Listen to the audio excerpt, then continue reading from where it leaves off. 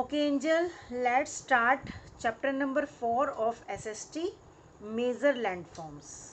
क्योंकि तुझे पता ही है आजकल हम ऑनलाइन क्लास अटेंड नहीं कर रहे हैं डीपीएस की, क्योंकि डीपीएस ने तुम दोनों को रिमूव कर दिया था जूम मीटिंग ऐप से, अपने ग्रुप से।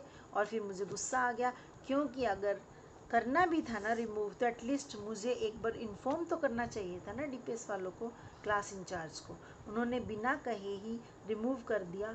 तो फिर मैंने सोचा कि कोई ऐसी बात नहीं है, अगर फीस के लिए एजुकेशन का लॉस वो लोग बर्दाश्त कर सकते हैं, तो मैं फिर खुद भी पढ़ा सकती हूँ, ऐसी कोई बात नहीं है, बल्कि उनसे मच बेटर पढ़ा सकती हूँ। क्यों? मैंने 2 मंथ तक पूरी ऑनलाइन क्लास अटेंड की आप लोगों के साथ, दोनों आस्तिक एंजल के साथ, ठीक है। तो मुझे पता चल गया कि भाई मैम कैसे कैसे चीज़ों को धक्का दे के ही चैप्टर को बस कंप्लीट करा देती है, ठीक है। बहुत से जो बच्चे हैं वो पूछते रहते हैं मैम ये क्या होता है, मैम वो क्या होता है, लेकिन मैम जो है उनको स्टॉप भी करा देती है कि बाद में आप मुझसे चैट करके पूछना, बाद में आप मुझे 4 बजे कॉल करना, एंड ये वो ऐसे बहाने मार के। क्योंकि मैम को ये लगता है कि मेरा टाइम वेस्ट हो रहा है, अगर मैं हर एक बच्चे को बताऊंगी तो चैप्टर जो है वो ज़्यादा दिनों में पूरा होएगा। लेकिन ये तो गलत बात है ना कि आपको चैप्टर पूरा कराने की पड़ी है। अगर किसी बच्चे को एक्चुअल में समझ नहीं आ रहा है तो वो तो पूछेगा ही ना, ठीक है। तो ठीक है, मैं वैसे छोड़ना नहीं चाहती थी खुद एज ए पेरेंट कि ऑनलाइन क्लास चलती रही, अच्छी बात है। जो भी एफर्ट्स कर रहे थे, देखो कोई भी सेटिस्फाई तो होता ही नहीं पूरा, फिर भी चलो जो भी है, जितना भी सेटिस्फाई हो रख पा रहे थे अपने आप को कर रहे थे। लेकिन the moment they removed 2 of you, I didn't like it, and I have decide कि अब तो मुझे एक्शन लेनी ही होगी। ओके, तो अब हम स्टार्ट करते हैं अपना चैप्टर नंबर 4। कोई बात नहीं बेटा, तुम्हारी स्टडी तो मैं रुकने दूंगी नहीं, तुम मुझे जानते ही हो how passionate I am in relation to your education, ठीक है। तो तुम्हारी स्टडी रुकेगी नहीं। चैप्टर नंबर 4 मैम ने सिर्फ रीड कराया था, इसकी बैक एक्सरसाइज नहीं कराई, क्वेश्चन आंसर नहीं कराए, इंटरनल्स नहीं कराए। तो इसीलिए हम इस चैप्टर को दोबारा से रीड करेंगे, दोबारा से समझेंगे, क्योंकि काफ़ी दिनों का गैप आ गया, बीच में समर वेकेशंस आ गई थी। अभी मुझे पता है कि डीपीएस की कोई भी टीचर जो उसने छोड़ा है वो दोबारा तो रिपीट नहीं कराएगी, वो जो नहीं कराया है वहीं से स्टार्ट करेगी, जहाँ पे छोड़ा था वहीं से पकड़ेगी। लेकिन मैं इसको स्टार्टिंग से पकड़ने वाली हूँ, क्योंकि मेरे लिए ये ज़रूरी है कि आपको चैप्टर कितना समझ में आया है, ना कि ये कि मैं उसको फटाफट करवा के एक तरफ करूँ। नहीं, हम उस पर 2 दिन और एक्स्ट्रा लगा लेंगे, उसकी कोई दिक्कत नहीं है, आपको समझ आना चाहिए। मैं स्टार्टिंग में आपको इंट्रोडक्शन बहुत अच्छे से समझाऊंगी, टाइम लेके समझाऊंगी, बाद में चाहे हम थोड़ा फास्ट हो जाए, ठीक है। तो let's start chapter number 4, major landforms of SST. देखो बेटा, अब मैं शुरू में कुछ चीज़ें हिंदी में बताऊंगी आपको, कुछ चीज़ें इंग्लिश में बताऊंगी। जहाँ पे आपको दिक्कत लगे वहाँ पे मुझे रोक देना, टोक देना, कुछ भी पूछ लेना, आपको फुल फ्रीडम मैं देती हूँ, ठीक है। चलो स्टार्ट करते हैं। तो मैं रीड कर रही हूँ, आप अपनी बुक पे ही फोकस करना, ना कि आगे कैमरे में क्या हो रहा है, मम्मी क्या बोल रही है, कैसे दिख रहे हैं हम, ये वाली चीज़ नहीं होनी चाहिए। एसएसटी थोड़ा टफ होती है, तो मैं चाहती हूँ कि तुम बिल्कुल ध्यान से इसको सुनो। मैं अपनी एनर्जी भी लगा रही हूँ, देखो टाइम भी लगा रही हूँ, तो इसका थोड़ा प्रॉपर यूज़ करना, मुझे अच्छा लगेगा। Okay, let's start. The earth does not have an even surface, ठीक है। अर्थ का हमें दिखता है कि अर्थ का सरफेस इवन है, जैसे एक ग्लोब को देखे तो हमें वो सब स्मूथ दिखाई देता है। और हम जब रहते हैं जहाँ, वहाँ पे हम बाहर निकलते हैं तो कोई स्लॉप नहीं दिखाई देती, कोई सैंड ड्यून्स नहीं दिखाई देता, कोई माउंटेन्स नहीं दिखाई देता। तो हमें ऐसा लगता है कि वो सरफेस जो है वो सब जगह इक्वल है, फ्लैट सरफेस है, बट ऐसा नहीं है, इवन सरफेस नहीं है। While some parts are flat, others are raised. Raised का मतलब थोड़े ऊपर की तरफ उभरे हुए होते हैं, एम्बोज होते हैं, ठीक है। दिस वेरिएशन, वेरिएशन का मीनिंग आप बेशक से लिख लो, वेरिएशन मीन्स चेंज, ठीक है। इन the physical form of the earth is called relief, यानी कि फिजिकल फॉर्म यानी जो हमें दिखाई दे रही है अर्थ, उसमें जो वेरिएशन होता है, जो हर जगह वेरिएशन कर रही है, वेरिएट कर रही है। दिल्ली में कुछ और तरह से धरती दिखाई दे रही है, लेकिन हमारे समालखा में दिल्ली जैसी दिखाई दे रही है। बट अगर हम वैष्णो देवी चले जाए, कुल्लू मनाली चले जाए, शिमला चले जाए, माउंट एवरेस्ट पे चले जाए, माउंट एबू चले जाए, तो वहाँ पे वो डिफरेंट देखने को मिलेगी। तो जो डिफ्रेंशिएट है इन फिजिकल फॉर्म यानी जो दिखने वाली चीज़ है उसको हम कहते हैं वेरिएशन, ठीक है। और इस पूरी चीज़ को हम क्या कहते हैं, relief. Variation in the form in the physical form of the earth is called as relief, ठीक है। अब आप समझ गए वेरिएशन किसे कहते हैं, बताओ वेरिएशन किसको कहते हैं। वेरिएशन किसे कहते हाँ हैं? हाँ, वेरिएशन होता है मतलब, अभी तो बोल रहा है, लिख ले चाहे। वेरिएशन मतलब चेंज, उसको डिफाइन करने में लग जाती है, कोई बात हुई, क्वेश्चन थोड़ी ना ये। मैं वेरिएशन का वर्ड टू वर्ड मीनिंग बता रही हूँ, क्योंकि वेरिएशन थोड़ा सा एडवांस वर्ड है। अब ये बुक तो लगवा दी सारी एडवांस वाली, पता पुता तुम्हें कुछ भी नहीं है। वेरिएशन मतलब चेंज, मैंने बोला ना यहाँ लिख ले, ये ले पेंसिल से लिख। अब उसको कह रहे वेरिएशन मीन्स ये लिख फटाफट, लिख जल्दी।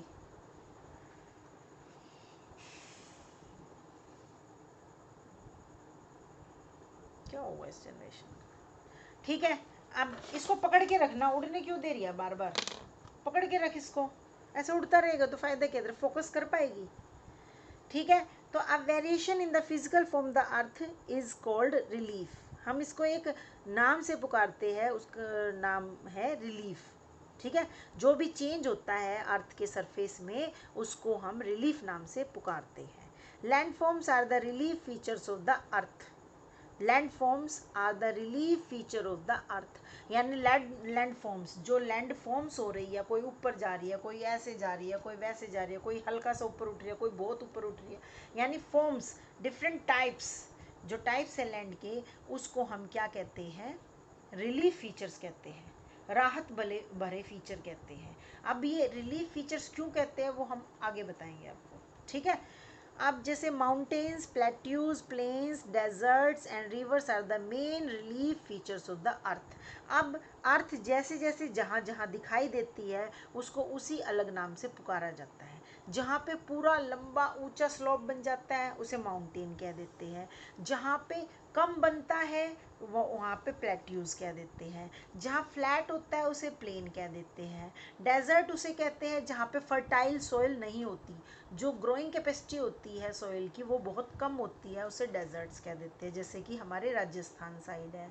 रिवर्स आपको पता ही है, माउंटेन से रिवर्स निकलती है, ठीक है। अब आप समझ गए ना कि सबसे जो रेज्ड हाई रेज्ड लैंड होगी उसको माउंटेन्स कहेंगे, उससे थोड़ी कम वाली को प्लेट्यूज कहेंगे। कम का मतलब काफ़ी कम, जैसे एक तो स्लोप होगी ऊंचाई वाली और एक बस ढलान सी हो गई, उसको हम प्लेट्यूज बोल देंगे, ठीक है।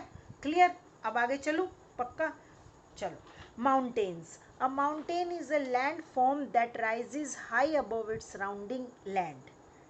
समझ आ गया कि माउंटेन हम उस लैंड फॉर्म को, लैंड के उस फॉर्म को कहते हैं, उस रूप को कहते हैं जो कि थोड़ा सा राइज हो जाता है फ्लैट सरफेस से, ऊपर की तरफ उभार आ जाता है। इसको दबा के रख ले, ठीक है। वो फूल जाता है, जैसे मैं केक बेक करती हूँ तो जैसे जो मैंने बैटर बनाया वो मैंने बर्तन में डाल दिया, उसके बाद जब हम ओवन से बाहर निकालते हैं तो वो ऊपर उठ जाता है ना, इतना रेज हो जाता है।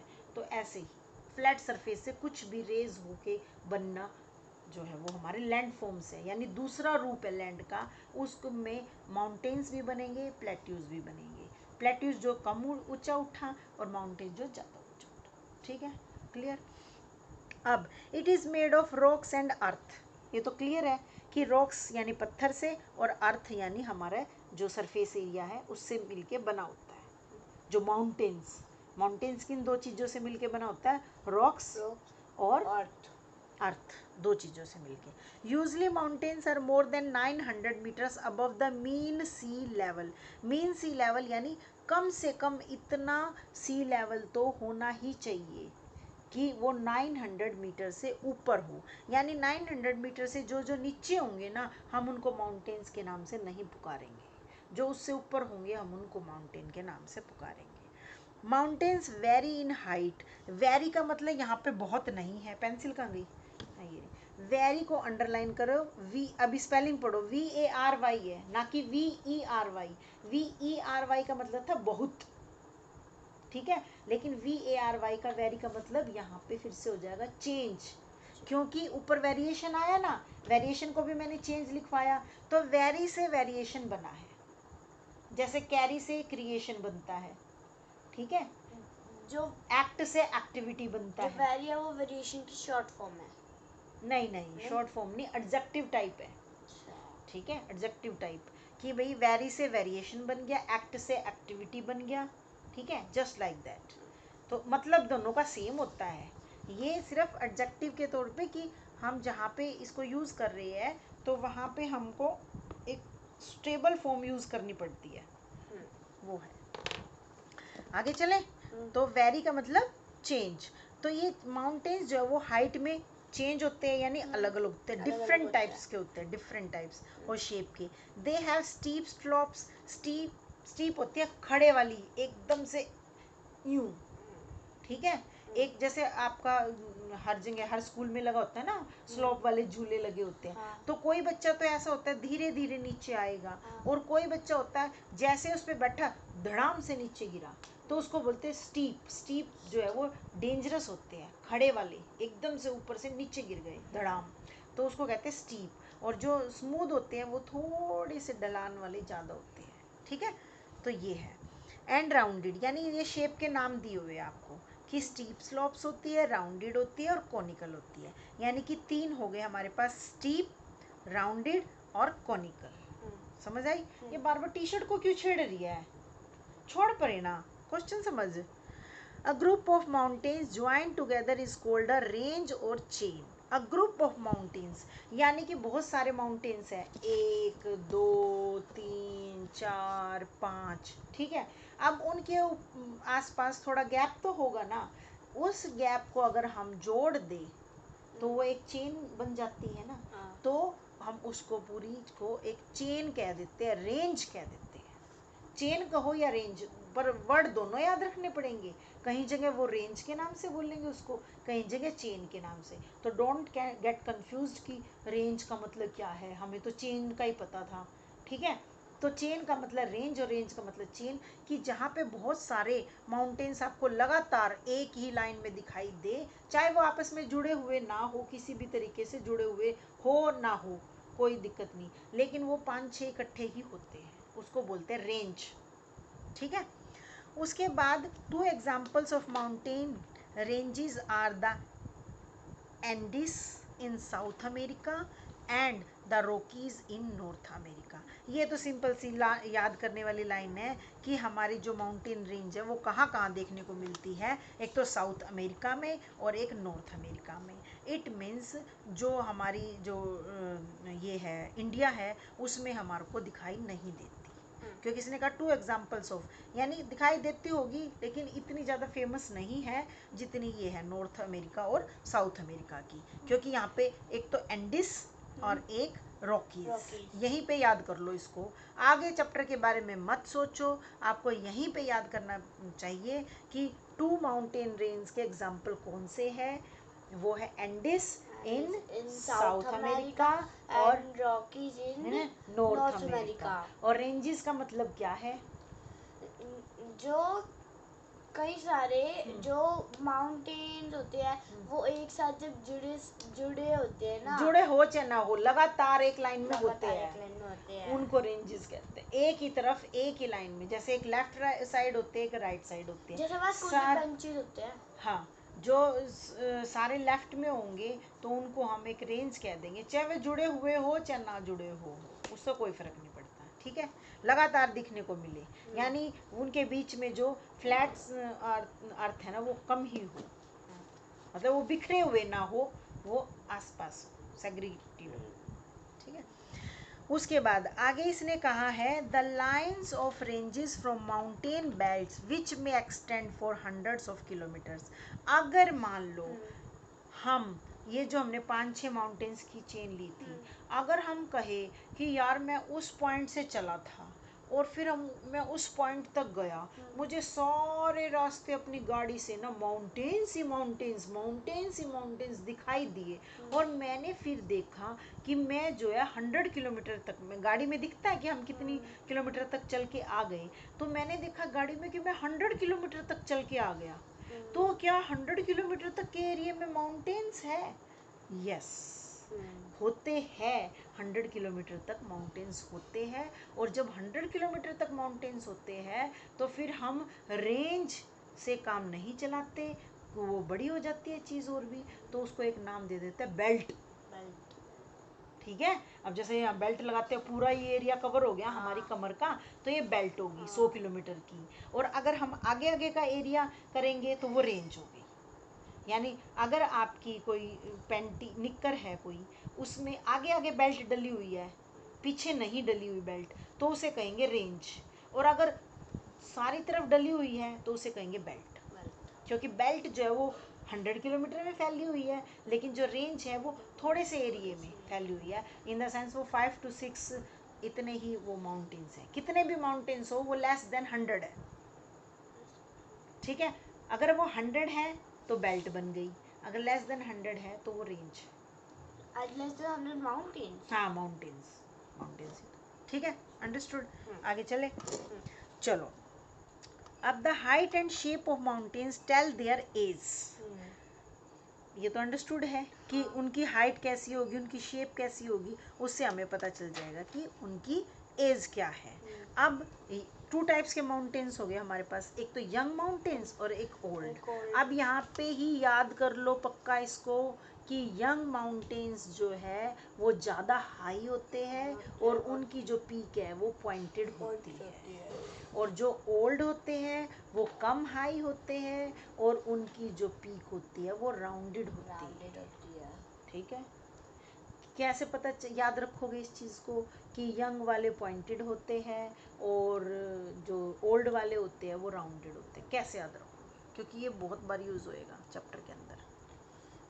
जब इसको अभी इसको जो ओल्ड माउंटेन है और यंग माउंटेन है उसको मैं अपने हिसाब से बहुत अच्छे एग्जांपल से, मेरे माइंड में ऐसे ही आ गया, बैठे बैठे सिखाऊंगी। वो कैसे है देखो, अभी क्या है, हम मम्मियाँ बन गई है तुम जैसे बच्चों की, तो हमारी शेप थोड़ी भरी भरी सी हो गई। ठीक है, तो हम राउंडेड शेप में आ गए, यानी बड़े बड़े से, राउंड राउंड मोटे मोटे से। ठीक है, तो हम हो गए ओल्ड माउंटेन, जो राउंडेड है, भरे भरे से है, ज़्यादा लंबे नहीं दिखाई देते, लेकिन भरे भरे चौड़े दिखाई देते हैं, तो हम है ओल्ड वन। लेकिन अगर आपकी सिस्टर है, जैसे सृष्टि है, सानिया है, जो कि 12th पास आउट कर हो जाएंगी अभी इस साल के बाद, तो वो क्या है, वो पतली पतली स्लीक सी है, तो वो यंग माउंटेन है, क्योंकि वो पॉइंटेड है, यानी हर चीज सिमटी हुई है, ऐसे मतलब पॉइंट पतली सी। हाँ, तो उसको कहते हैं हम यंग। तो अब ये ऐसे जोड़ देना, जो पुराना माल है लाइक मम्मियों जैसा, वो राउंडेड है, बड़ा बड़ा सा, और जो तेरी सिस्टर्स वगैरह है वो यंग है, तो वो पॉइंटेड है, यानी कि टकाटक। ठीक है, हाँ। अब इंटरनल क्वेश्चन बनता है एक यहाँ पे, बताओ मुझे, give an example of young mountain as well as an example of old mountain. Give me The example of young mountain is Himalayas, and the older mountain is Aravalli. रट्टा मार के बता दिया फटाफट। चलो कोई नहीं, कुछ चीज़ें रट्टा मारनी ही पड़ती है, आई नो, क्योंकि देखो कुछ तो बुकिश चीज़ लिखनी ही पड़ेगी, जिनके लिए अगर मैं आपको भी एग्जाम्पल देने बैठ जाऊँ ना तो यही रात हो जाएगी। ठीक है, तो इसकी यहाँ पे कोई नीड नहीं है कि मैं बताऊँ अरावली क्या होती है,